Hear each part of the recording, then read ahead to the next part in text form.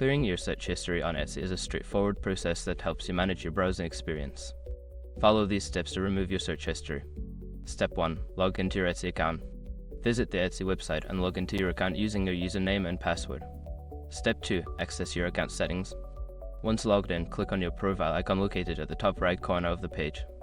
From the drop-down menu, select Account Settings. Step 3. Navigate to Privacy Settings. In the Account Settings menu, look for the Privacy section. Click on it to access your privacy options, including Search History Management. Step 4. Clear Search History. Within the Privacy settings, you will find an option to clear your search history. Click on this option to remove all previous searches from your account. Step 5. Confirm changes. After clearing your search history, make sure to confirm any prompts that appear to ensure your changes are saved. You can now exit the settings. By following these steps, you can easily manage and clear your search history on Etsy. Regularly updating your preferences can enhance your shopping experience.